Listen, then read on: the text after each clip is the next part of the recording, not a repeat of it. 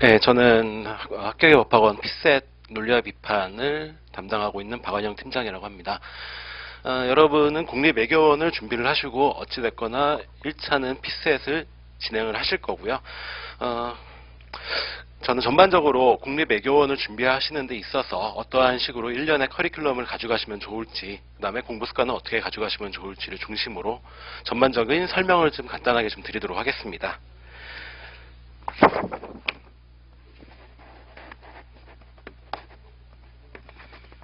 네, 국립외교원 선발시험은 크게 지금 3차 정도로 나눠볼 수 있는데, 자, 첫 번째는 1차 시험 피셋에 앞서서 여러분이 기본적으로 취득하셔야 되는 영어 능력 검정시험, 그 다음에 한국사 능력 검정시험, 그 다음에 여러분 제2외국어 검정시험, 요 세 개는 필수적으로 미리 해당 점수를 획득을 해두셔야 됩니다. 이 획득 점수는 1차 시험 접수날 기준으로 해서 그 이전에 획득한 점수의 하나니까 그 이전에 모든 점수는 획득을 해두시는 게 좋고요. 그 다음에 1차 시험에 앞서서 뭐 그때 가서 이거 준비하겠다고 하시면은 1차에 아무래도 소홀할 수밖에 없거든요. 그래서 미리 시간이 있으실 때 각 연도 상반기 정도의 모든 점수를 다 획득을 해두시는 게 가장 용이하실 겁니다. 자, 영어 능력 검정 시험은 그러니까 올해 기준으로는 2013년 1월 1일 이후인데, 내년에 여러분은 아마 시험을 보시게 될 거니까 2014년 1월 1일 이후에 진행된 시험, 한국사 능력 검정 시험은 2013년 1월 1일 이후에 실시된 시험, 이렇게 생각을 하시면 될 것 같아요.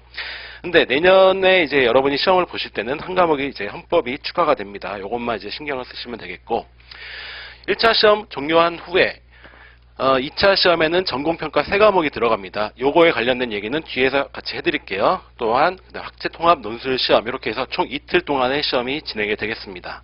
다음 마지막 3차 면접, 이렇게 진행이 돼서 최종 합격하시게 되겠습니다.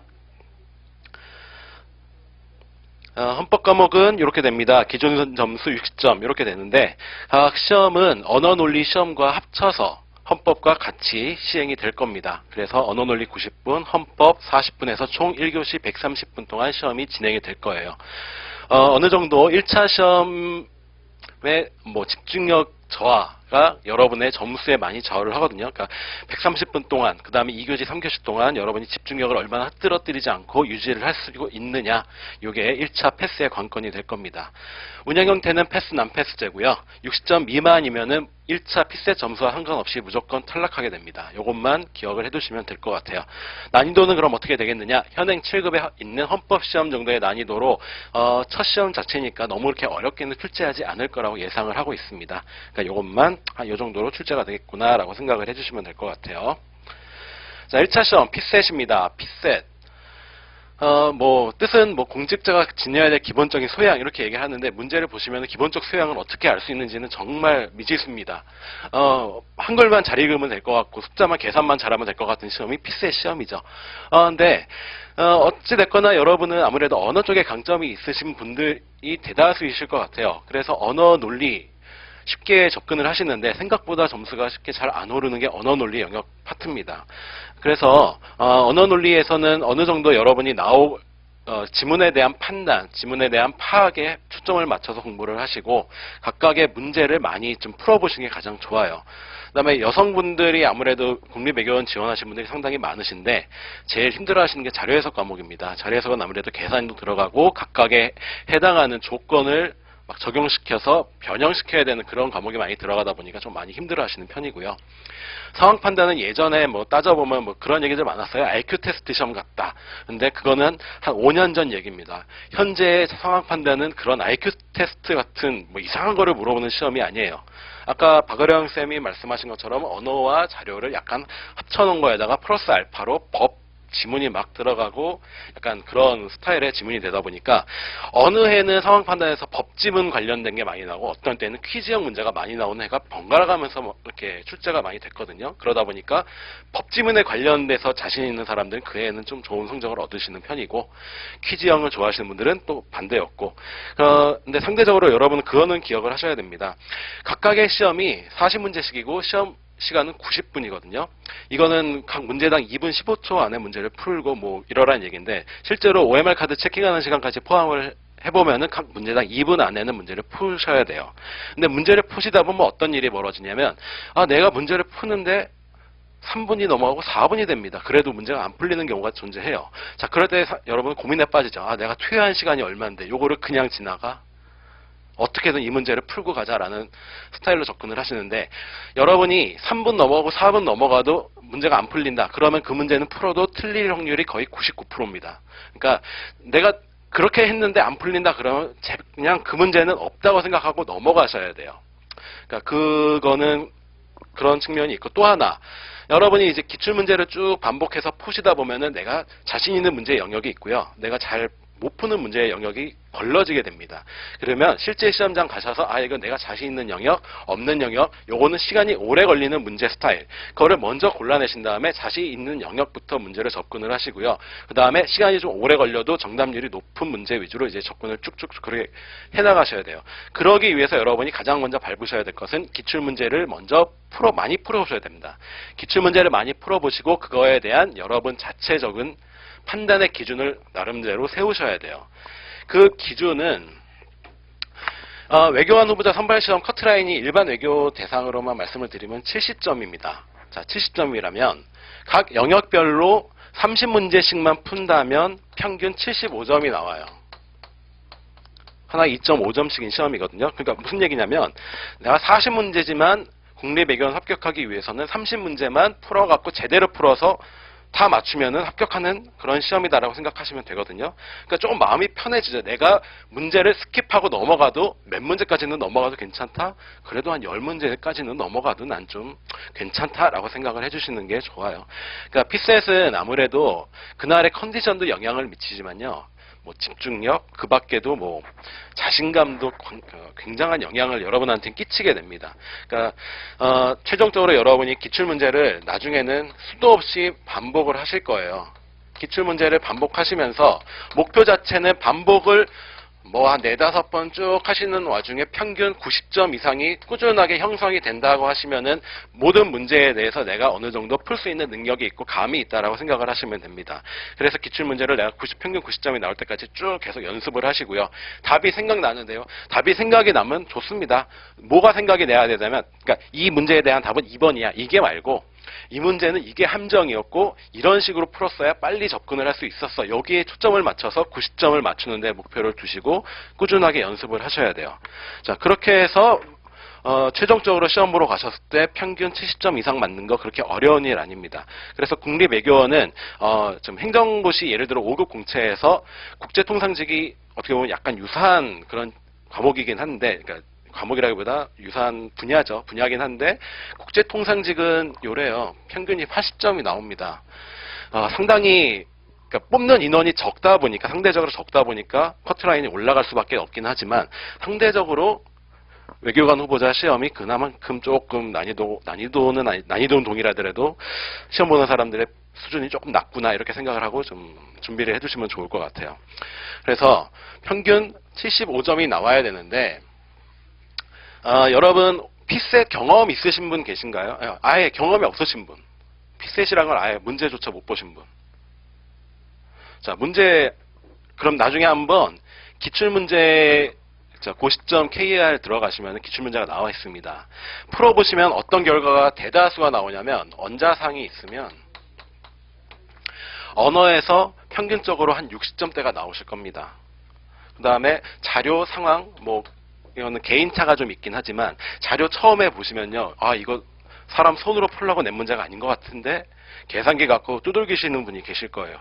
어찌됐거나 그렇게 계산기로 두들긴다 하더라도 70점대에서 형성이 될 겁니다. 얘네 두 개는 거의 엇비슷하게 나오실 거거나 아니면 얘가 50점대가 나오시는 분도 계실 거예요. 근데 결과적으로 말씀을 드린다면 공부를 하고 학원 강의에서 피셋에서 여러분한테 알려드리는 방법은 뭐냐면 얘를 정석적으로 푸는 게 아니라 얘 문제가 요구하는 단순화된 방법, 그러니까 문제에서의 스킬, 아이디어를 여러분한테 많이 제공을 해드릴 거예요. 그 방법으로서 끌어올릴 수 있는 점수는 언어는 많이 안 오릅니다. 플러스 한 10점 정도, 10에서 15점 정도는 올라갈 수가 있으실 거예요. 그리고 자료는 무지하게 올라갈 겁니다. 얘는 스킬적인 측면이 크기 때문에 90점 이상 올라가는 거 어렵지 않습니다.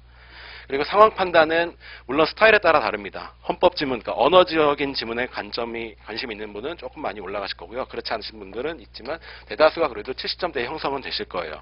그러니까 여러분의 목표 자체는 아무래도 국립외교원 분들은 언어랑 자료 해석 정도에 조금 초점을 맞춰서 여기에 점수를 좀 많이 끌어올려보자. 그 다음에 커트라인을 조금 거기까지 도달하도록 해보자를 초점을 맞추고 공부를 하시는 게 좋습니다. 그렇게 언자상 준비를 꾸준히 좀 해주시는 게 좋고요. 제가 권해드리는 거는 한 10년부터 올해 이제 16년 대비까지 쭉 문제를 꾸준히 계속 반복해서 출력해서 풀어보시는 게 가장 좋고, 그 다음에 각각의 푸는 방법에 있어서는 처음 여러분이 푸실 때는 여러분 나름대로의 방법으로 아마 문제 풀이를 하실 거예요. 근데 그 다음에 푸실 때는 어느 정도의 스킬이 들어간 측면을 여러분은 교육을 받으시거나 혼자 독학을 하시거나 스터디를 진행을 하시거나 하시면서 어느 순간에 배우게 되실 겁니다.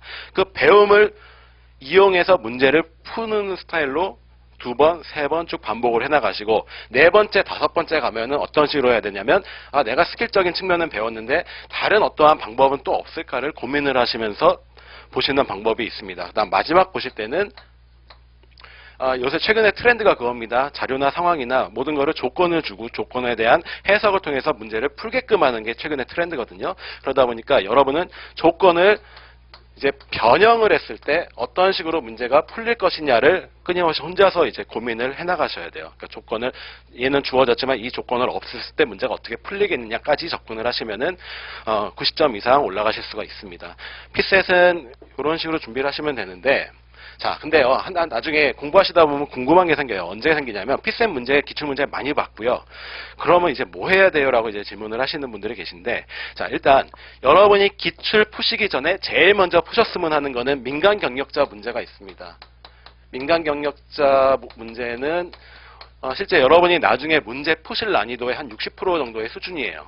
그러니까 상당히 단순하고 간단하지만 피셋 자체에 어떠한 아이디어를 품고 있는 문제들이기 때문에 요거로 먼저 워밍업을 하시고, 그 다음에는 행시, 그러니까 5급 공채죠. 5급 국립외교원 기출문제 접근을 하시고요. 그래도 나는 좀 더 잘 보고 싶고 잘 풀고 싶고 그렇다, 난 풀 게 없다 하시는 분들은 입법고시가 있습니다. 입법고시도 마찬가지로 피셋을 보는데, 행시보다는, 그러니까 국립외교원 피셋보다는 약간 좀 지문도 길고요. 조금 숫자 자체도 자료 해석은 숫자가 복잡하기도 하고, 아무튼 이런 차이점은 있지만 큰 틀은 피셋이라는 큰 틀은 동일하기 때문에 이런 식으로 좀 접근을 하시는 게 좋고, 그래도 그렇다 하시는 분들은 리트가 있습니다. 리트가 있긴 한데 저는 여기까지는 권하고 싶진 않아요. 리트 쪽은 이제 로스쿨 준비하시는 분들이 이제 보시는 시험인데, 여기에는 언어 이해라는 과목이 있어서 언어 논리랑 비슷하긴 하지만 그래도 리트는 시간 자체가 3분이 넘어갑니다. 한 문제를 푸는 시간이 그만큼의 난이도가 더 많이 들어가 있는 시험이기 때문에 피셋의 그냥 적합도는 많이 이렇게 없다라고 보시면 될 것 같아요. 그래서 요 3개 정도만 쭉 풀어주시고, 그래도 나는 어느 순간에 되면은 도대체 나는 기출도 풀었고 근데 새로운 문제에 대해서 내가 어느 정도의 적응도가 있는지를 알고 싶다 하실 때, 이제 그때 강사들의 모강 문제나 학원에서 나오는 전국 모의고사 문제나, 그렇지 않고 더 나간다면 시중에 문제집들이 좀 있습니다. 요거를 아마 이제 푸시게 될 텐데, 이 각각의 문제를 푸시는 건 좋지만 이 문제를 푸시는 거에서 끝나시면 안 되고, 해당하는 문제에 좀 비판적으로 접근을 하셔야 됩니다. 즉, 문제에서 주어진 거를 얘는 이렇게 풀었지만 이렇게 풀면은 안 될 것 같은데 라는 시선으로 계속 접근을 해가시는 방향으로 공부를 하셔야 돼요. 피셋은 이런 식으로 좀 준비를 하시면 좋겠고, 공부하는 난이도, 투여하는 시간에 대해서는 제가 뒤에서 다시 한번 말씀을 드리도록 하겠습니다. 아무튼 1차는 이 정도 형성이 됩니다. 자, 2차 시험은 이제 서술형 시험이 들어갑니다. 과목은 전공평가 3과목이 들어가고요. 통합논술은 1, 2로 나눠져 있는데, 전공시험은 국제정치학, 국제법, 국제법에는 국제경제법도 포함이 됩니다. 그러니까 경제학, 아까 금방 말씀도 드렸지만 경제학이 그만큼 중요해요. 그 다음에 경제학, 이렇게 3과목을 진행을 하고, 그 다음에 학제통합논술 시험이라 그래서 1, 2 이렇게 총 100점 만점으로 5월 중에 이틀간 시험이 진행이 됩니다. 자, 각각에 대해서 조금 말씀을 드릴게요. 국제정치학 부분인데, 뭐 과목은 대략 이렇습니다. 국제정책 이론 파트, 그다음에 외교사 파트가 최근엔 출제가 좀 덜 되긴 하지만 그래도 가끔가다 한 문제 정도씩은 출제가 되기 때문에 어느 정도 외교사 부분은 좀 여러분이 아셔야 돼요. 외교사라고 하면 뭐 예를 들어 크림 전쟁과 관련된 뭐 그런 국제적인 정세의 흐름 이런 것들 쭉 그런 외교사적인 걸 배우실 거거든요. 거기에 대한 것들 쭉 아셔야 되고요. 그다음에 국제 정치학은 특히나 최근에 이슈를 많이 반영을 하는 문제가 그래도 한 문제씩은 꼭 출제가 됩니다. 그래서 국내 외교원을 준비하시는 분들은 반드시 신문, 뉴스, 그다음에 논문, 기타 등등 여러 가지 이와 관련된 이슈들을 끊임없이 계속 탐구를 해나가셔야 돼요. 그래서 이슈, 그다음에 그와 관련된 이런 사건이 나왔지만 요거와 유사한 사례들 이것들을 계속 여러분만의 무기로 만드셔야 됩니다. 자, 왜 그러냐면요. 여러분하고 같은 사람들이 수업을 앉아서 쭉 들을 거예요. 들었을 때 보는 책도 또 똑같고요. 제공해드리는 논문집도 똑같을 겁니다. 똑같으면 답안지도 예를 들어 똑같이 나온다고 했을 때 누가 더 좋은 점수를 받느냐. 이게 플러스 알파는 이제 여러분의 무기가 돼야 되거든요. 그 무기 부분이 바로 이슈와 사례입니다. 그러니까 여러분은 끊임없이 이거는 나만 알고 있을 거야. 그 다음에 뭐 이런 것들을 좀 계속 준비를 해나가셔야 돼요. 국제 정치학 그래서 좀 강조를 해드리고 얘는 그래서 계속 끊임없이 관심을 기울이셔야 된다. 요 얘기입니다. 그 다음에 국제법, 국제경제법은 경제학과 더불어 이 국제법은 그 국립외교원을 준비하시는 분들의 가장 힘든 양대 산맥이라고 봐요. 가장 외울 것도 많고 공부해야 될 영역이 상당히 방대합니다. 특히나 국제법 같은 경우에는 각 국가별로 그러니까 국가들이 통용적으로 사용하고 있는 법전이라는 게 따로 없어요. 그러다 보니까 확립되어 있는 국제법이라는 게 없다 보니까 여러분이 공부하시는 데 있어서 상당히 양이 방대하고요. 외울 부분들이 상당히 좀 많은 편입니다. 얘기도 있죠. 명시되거나 묵시된 합의를 기초로 해서 형성된 법이 국제법이기 때문에 조금 공부하시는 데 좀 어려움은 조금 있습니다. 어찌됐거나 국제법 책은 아무튼 요만큼 두꺼워요. 두꺼운데 얘도 필수적으로 아셔야 될 건 나중에 조문 UN 헌장은 여러분이 원문으로 좀 알고 계셔야 되고요. 그 다음에 ICJ 규정, 69년 조약법, 협약 등 필수 조문들이 여러분이 필요한 조문들이 쭉 있습니다. 해당 부문들에 대한 어느 정도의 암기는 좀 필요한 과목이에요. 국제법은. 그 다음에 국제법 그렇게 이런 협약에 따르면 이렇다 이렇게 결론만 내버리는 문제는 출제가 안 됩니다. 그랬을 때 얘를 어떠한 식이든 사례에 여러분은 그러니까 어떠한 예를 들어 어떤 전쟁이 발발을 했을 때 이 전쟁을 어떤 식으로 국제법으로 풀었다 이렇게만 쓰면 안 되고 요와 비슷한 어떠한 사건에서는 이렇게 풀어왔다라는 어떤 사례들도 여러분은 답안에 쓰셔야 되거든요. 그래서 그런 거를 배우실 때 이런 국제법과 관련된 판례들이 어떤 게 있었는지 또한 여러분은 꾸준히 정리를 좀 해나가셔야 됩니다. 정리해 놓으실 게 좀 많아요. 그 다음에 국제법은 또한 계속 변화되는 과목이기 때문에 그래서 최신 논문, 교수님들이 쓰시는 논문들이 쭉 계속 나옵니다. 그 논문들은 강사분들이 여러분한테 필요하다, 그 다음에 시의성이 있다, 그런 건 계속 정리해서 논문을 드릴 거예요. 그러면 드리면 끝나면 안 되고 드린 거를 여러분은 이 얘기는 내가 답안 어떤 문제가 나왔을 때 이 파트에 써야겠다라는 걸 계속 꾸준히 바인더화해서 정리를 해두셔야 됩니다. 그러니까 그거는 이제 여러분 개인적인 능력이 필요한 부분이기 때문에 좀 항상 좀 관심을 기울이시고, 그 다음에 국제법 문제에서 국제경제법과 관련된 문제는 거의 한 문제씩 나오다 보니까 이 역시 관심을 좀 기울여서 준비를 하셔야 됩니다. 그 다음에 경제학은 미시경제학, 거시경제학, 그 다음에 국립외교원은 국제경제학 부분 파트까지 준비를 해주셔야 됩니다. 근데 어찌됐거나 거시경제학에서 크게 나가지는 않아요, 국제경제학이. 근데 앞에 두 개가 잘 안 되어 있으면, 미시가 안 되어 있으면 거시가 안 되고요. 거시가 안 되면 국제경제학도 안 됩니다. 그러니까 항상 기본은 미시경제학이다.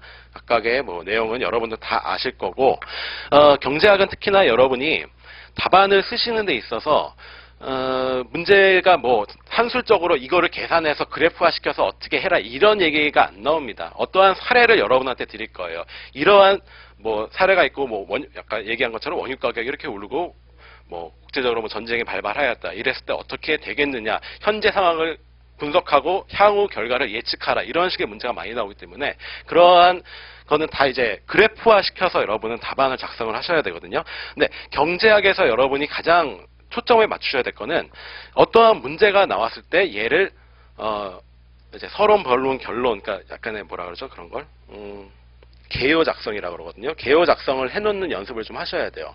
그러니까 이 문제를 내가 처음에는 답안을 쓰기가 상당히 힘듭니다. 근데 나중에 답안 쓰는 연습도 하셔야 되지만 그만큼 수많은 문제를 보셔야 되거든요.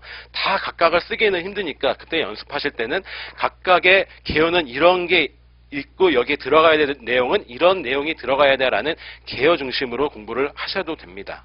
그러니까 경제학은 그만큼 조금 여러분한테 앞에서부터 미시적인 측면부터 나중에 거시적인 측면까지 아우르는 답안을 형성을 하셔야 되기 때문에 특히나 지금 여러분이 고등학교 때 수능 볼 때 일반적인 단편적인 지식만을 좀 알아야 됐었고 대학교 때도 이만큼의 책에서 요만큼의 부분만 시험을 봤기 때문에 단편적인 지식을 쓰는 데는 상당히 익숙하세요. 하지만 이 고시 부분의 문제는 앞에서부터 뒤까지를 총괄적으로 아우르는 답안이 탄생이 돼야 되기 때문에 전체적인 내용을 이해하지 못하고서는 답안을 작성을 하실 수가 없습니다.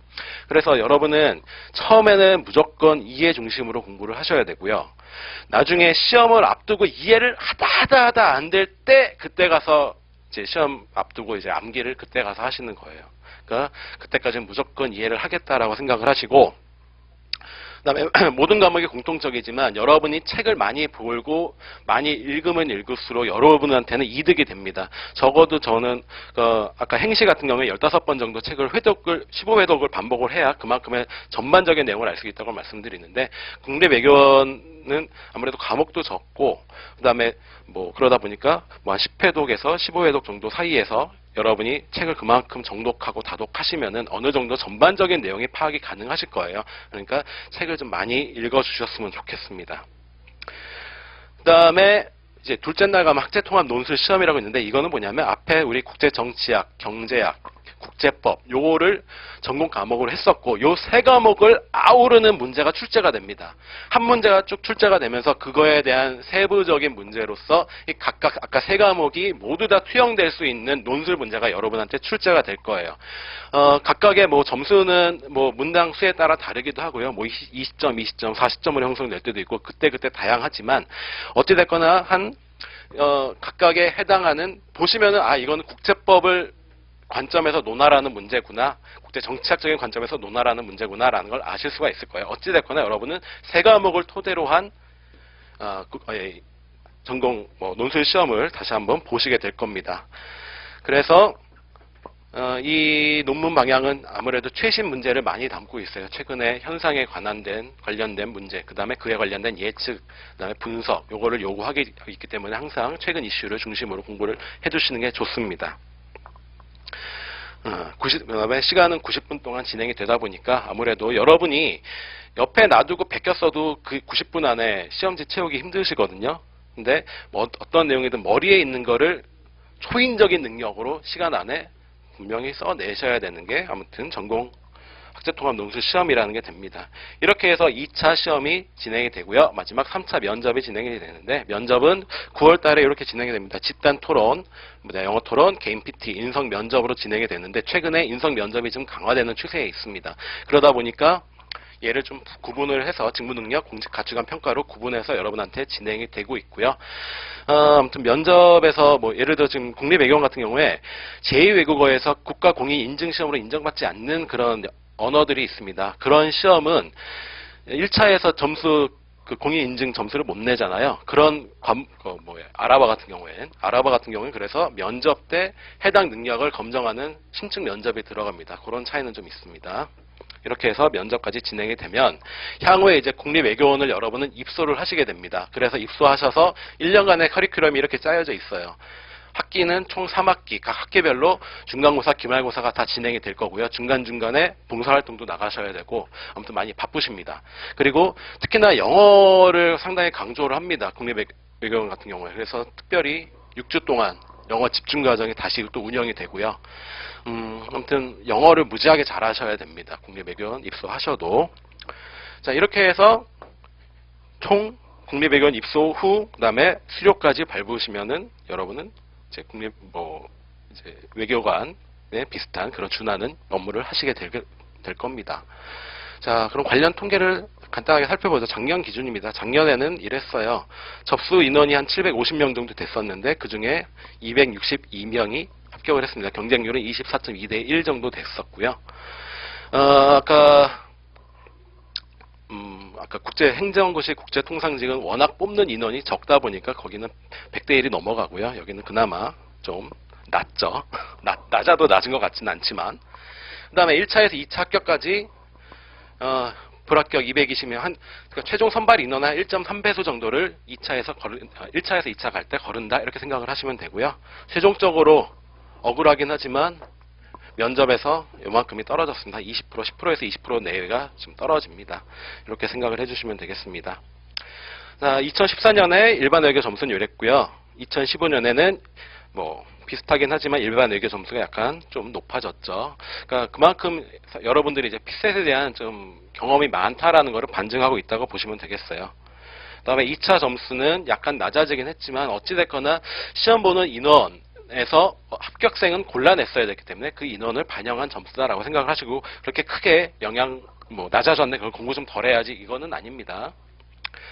자, 그리고 교육과정 소개는 저희가 나눠드린 거로 제가 말씀을 드릴 건데, 좀 약간 두꺼운 종이로 되어 있는 거를 펼쳐보시면 외교관 후보자의 1, 2차 커리큘럼이 있습니다.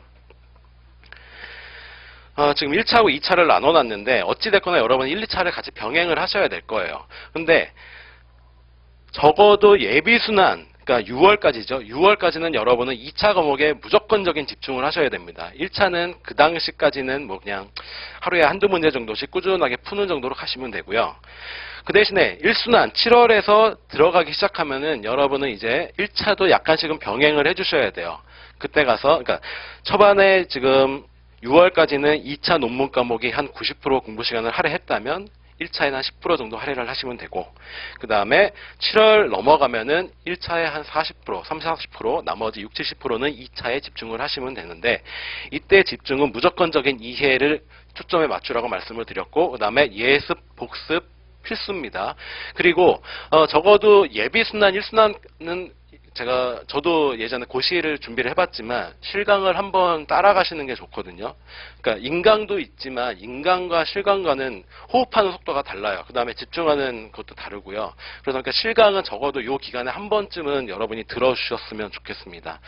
그리고 강의의 필요성은 여러분이 많이 이제 예전에 학원도 다녀보시고 하셔서 아시겠지만, 강의, 특히나 고실 강의는 대학에서 여러분이 한 학기 동안 6개월 동안 배우는 게 이 책에서 이만큼이라면 요만큼만 6개월 동안 배우잖아요. 하지만 고시에서는 책 한 권을 한 달 안에 무조건적으로 떼셔야 됩니다. 그러니까 1회독을 거기서 완성을 지셔야 돼요. 그러다 보니까 아무래도 공부하는 양도 많고요.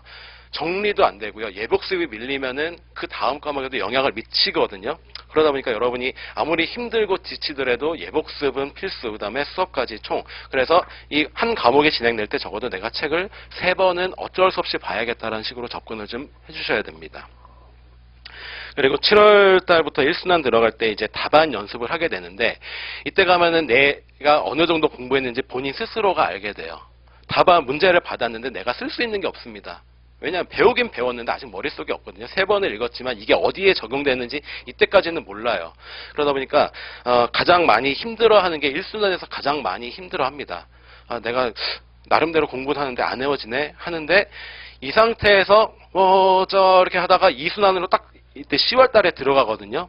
이때 어떤 문제가 생기냐면 10월 달부터는 1차 공부 시간이 조금 많이 투여가 돼야 됩니다. 70%에서 80% 정도 1차에 집중을 해야 할 때 시간이에요. 그러다 보니까 2차 공부할 시간도 부족한데 2순환 답안 작성하려다 보니까 진짜 아무것도 안 돼 있는 상황. 막 이러다 보니까 고시생들 어떻게 되냐면 2순환 들어가면 과목 포기하기 시작합니다. 2순환 안 듣고 다시 예비순환, 1순환 동강으로 다시 한번 듣고 막 이렇게 진행들을 하시는데, 이거는 여러분이 장기적으로 좀 보셔야 돼요. 어찌됐거나 내가 지금 앞서 공부가 잘 돼 있는 분이라면 상관이 없지만, 공부가 앞서서 잘 안 돼 있는 분이라고 하더라도 내가 힘들더라도 2순환은 같이 따라가 주시는 게 좋아요. 왜 그러냐면 1순환에서 어느 정도 여러분한테 핵심적인 내용을 설명을 해드리면서 2순환에는 약간 더 시험에 적합한 풀이 과정과 논문들, 그런 내용들이 막 들어가기 때문에 잘 몰라도 해당 부분을 여러분의 책에 어느 정도 정리를 해두실 필요는 있습니다. 그래야 다음 연도에 예를 들어 공부를 하더라도 그만큼의 시간을 세이브를 하실 수가 있거든요. 그러니까 여러분은 올해만 보시지 마시고 내년에 내가 공부를 할 때 조금 덜 힘들려면 내가 힘들어도 올해는 어떻게라도 가야 되라는 입장에서 공부를 좀 해주셔야 됩니다. 어찌됐거나 그래서 10월 부터는 2순환 들어갈 때 1차 가시면 핵심 강의, 주요 기출 난제 총정리가 들어갑니다. 이때는 아무래도 좀 어려운 1차 피셋에서 좀 어려운 부분, 다루긴 다뤘지만 약간의 좀 보다 더 진보된 스킬들을 여러분한테 많이 전달을 해드릴 거고 더 많은 문제를 푸는 시간이기 때문에 공부 시간은 아무래도 1차에 더 많이 집중이 되고요. 그 다음에 1월달 가면 특강 개별학습 있죠. 이 얘기는 뭐냐면 2차 할 시간 없다. 2차는 너네 알아서 해라라는 얘기예요. 혼자서 어느 정도 감만 유지하되 여러분은 무조건 1차를 합격을 해야 내가 2차를 시험 보러 가지 않겠어요. 그러니까 1차 합격에 초점을 두고 공부를 하라는 얘기입니다. 이때는 거의 한 90에서 95% 1차에 집중을 하시고 나머지 한 5% 정도는 적어도 뭐 국제법도 그렇지만 여러분 앞에 그 개요가 아니라 뭐 차례 부분 있잖아요. 차례 부분 보면서 아 이런 얘기가 있었어라는 걸 그냥 조금씩 밥 먹으면서나 아니면 내가 쉬면서 그냥 한 번씩 훑어보는 정도로 쭉 정리를 해나가는 시간이 이 시간이십니다. 그렇게 해서 나중에 이제 3월 달에 이제 1차 시험을 보시고, 그 다음에 5월 달 가면은 그러니까 3월 달에 시험 보고 결과 나오는데 한 달 정도 걸리거든요. 근데 그 후에 한 달 있다가 이제 2차 여러분 시험을 보셔야 되니까 시간이 얼마 없어요. 그 시간 동안을 2달을 여러분이 공부를 어떻게 해나가느냐가 2차의 관건이 되는데, 자, 이 2차 앞둔 2달 동안에 책을 처음부터 다시 또 보는 거는 어떻게 보면 상당히 힘듭니다. 그래서 여러분은 1순환하고 2순환 밟아가시면서 어떤 과정을 하실 거냐면 단권화라는 작업을 하실 거예요. 단권화라는 건 뭐냐면 시험에 그만큼 자주 빈도적으로 출제가 됐었고 그만큼의 중요도가 있는 파트를 여러분은 일일이 체크를 해내시고 요거를 뭐 포스트잇을 붙이시든 얘를 따로 정리를 하시든 이 내용과 관련된 논문 파트를 쫙쫙쫙 정리를 해내실 겁니다. 바인더가 됐든 뭐 요새는 PC를 많이 이용을 하셔서 따로 정리를 해놓으시는 분도 있는데 어찌됐거나 그 부분으로 내가 핵심적인 체크를 해놓은 걸 중심으로 2달 동안 끊임없이 쭉 책을 읽으시고 그다음에 답안 쓰는 연습도 하시고 그 과정을 나중에 이제 3월 끝나고 5월까지 3순환 진행을 하시면서 매일 시험 보시고 매일 정리하시는 시간 요 2달 동안에 그렇게 진행을 하시면서 쭉 이제 2차 시험을 준비하시면 됩니다. 그러니까 전반적으로 이렇게 진행이 되고 여러분이 집중해야 될 시간 말씀을 드렸고요.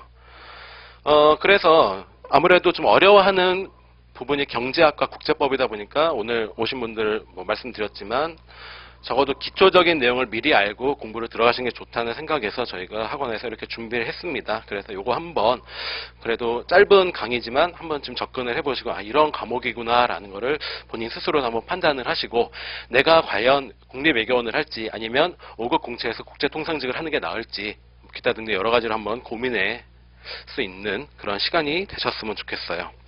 그리고 응시자들은 아무래도 경제학을 가장 어려워하고요. 그 다음에 국제법이 아무래도 분야가 좀 방대하고 과목이 좀 그러다 보니까 조금 많이 힘들어하는 과목 상위 2개 과목이 이렇게 됩니다. 그만큼 경제학에 여러분은 좀 많이 포커스를 맞추고 준비를 하셔야 될 것 같아요. 자, 설명은 여기까지 드리고 기타 뭐 질문사항은 좀 이따 팀장님 말씀 끝난 다음에 한꺼번에 받도록 하겠습니다. 감사합니다.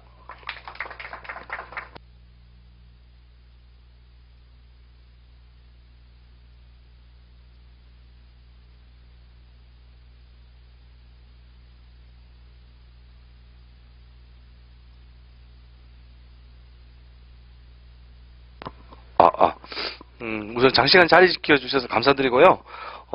시간보다 조금 오버된 부분이 있는데 간략하게 제가 추가 부분을 한 번 더 말씀을 드리겠습니다. 오늘 설명에 참석하신 분들 대상으로 저희가 이제 아까 유인물에 보시면 유경 후보자 페이지 있잖아요. 요쪽에 보시면 일정이 나와 있는데 가장 상세한 시간표는 보통 2개월에 한 번씩 시간표가 나와요. 그러니까 3월 달에 예비순환 일정이 경제학이 며칠부터 며칠까지 수업하고 그런 부분은 2월쯤에 홈페이지에 아마 공지가 될 거예요. 보통 경제학 예비순환 때 26회 정도 하고 순환 강의식으로 해가지고 경제학 끝나고 국제정치학하고 국제정치학 끝나고 국제법하고 이런 식으로 순차적으로 과목이 진행될 거예요. 이전 거 보고 싶으시면 2015년도 1월 달 시간표 한번 참조하시면 되고요. 이제 저희는 이제 16년도 시간표는 2월 달쯤에 아마 홈페이지 공지될 겁니다. 그리고 이런 과정에 대해서 개별로 듣는 과정이 단과 강이고, 요 과정을 종합으로 해서 듣는 과정이 종합반이라고 보시면 되고, 야, 나는 단과로 듣겠다 하시면 금액적인 부분 이런 게 좀 궁금하잖아요. 그거는 홈페이지에 다 공지가 되어 있고요. 종합으로 하신다는 경우에는 요 페이지 뒤쪽에 보시면 요 종합반 금액이 나와 있거든요.